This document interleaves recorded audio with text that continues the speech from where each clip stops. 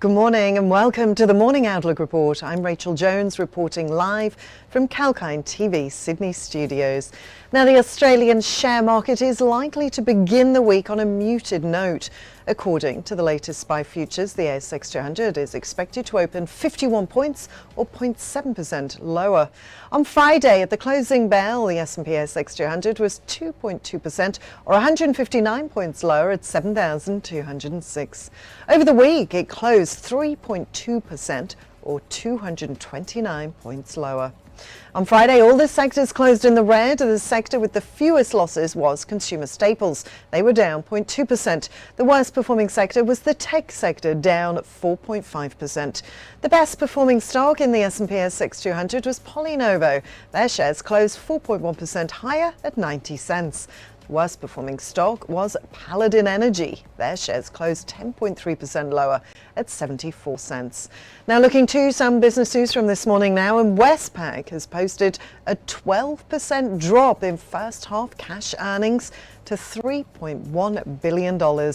Statutory net profit for the 6 months to the 31st of March was 5% lower at $3.28 billion from a year ago, while revenue for the half year was down 4% at $10.23 billion. Costs are down 10% compared to the first half of 2021. Now, Westpac has lifted its dividend slightly of 61 cents. That's up from 60 cents.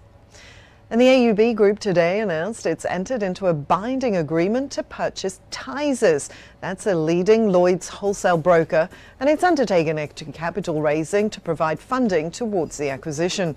Tysers is a leading specialist international insurance broker based in London and the 6th largest wholesale broker in the Lloyd's marketplace, writing annual gross premiums of $3.6 billion. It's $880 million on a purchase price on a debt-free basis, with potential additional deferred consideration of up to $176 million based on the achievement of revenue targets. And Suncorp's quarterly update to the 31st of March shows that the bank continues to make strong progress against its strategic priorities, particularly within the home lending portfolio, with $803 million of growth reported in the March quarter. Now, having returned an above-system growth in February and March, portfolio momentum continued in April, with over $550 million worth of growth. Now, growth momentum also extended to the business lending portfolio, which grew $91 million during the March quarter and over $130 million in April. Well, now we're going to take a very short break, but we'll take a closer look at all you need to know to trade today. Back soon.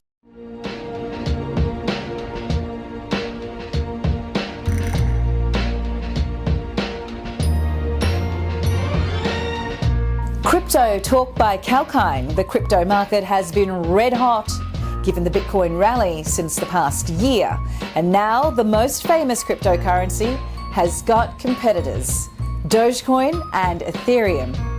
If the crypto market excites you, tune in with me, Sage, to know the latest developments about the existing digital currencies and the new ones that are joining the race. I'll help you understand the opportunities and the risks the crypto market has in store for you. For all the digital currency related developments, continue watching Crypto Talk by Kalkine.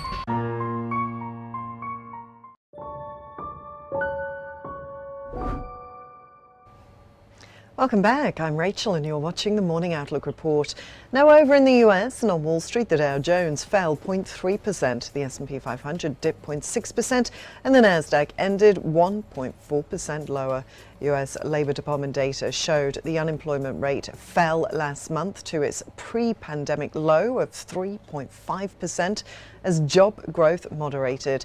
Average hourly earnings rose 5.5% from a year ago. That's slightly slower than the previous month's increase. The data underscored challenges the Fed and other central banks face as they battle rising inflation. That's with China's lockdowns causing persistent supply chain disruptions and also the war in Ukraine pressurizing food prices. Now over in Europe, the Stoxx 50 fell 1.8%, the FTSE dipped 1.5%, the CAC dipped 1.7% and the DAX ended 1.6% lower. The Pan-European Stoxx 600 fell 1.91% as regional shares chalked up their worst week in 2 months. MSCI's gauge of global equity performance fell 0.99% and emerging market stocks lost 2.57%. Oil prices climbed for a third straight session, shrugging off concerns about global economic growth as impending European Union sanctions on Russian oil raise the prospect of tighter supply. WTI prices rose $1.51 to settle at $109.70 a barrel. Brent crude settled up $1.49 at $112.39 a barrel. Gold rose on a weaker dollar, but the prospect of aggressive rate hikes from the Fed led bullion to post its third straight weekly decline. US gold futures settled 0.4% higher at $1,882 an ounce. Meanwhile, Bitcoin fell 1.76% to $35,891. Well, that's all from me for the moment. Have a great day trading. Stay tuned for more market updates and economic news live throughout the day. This is Rachel signing off for now.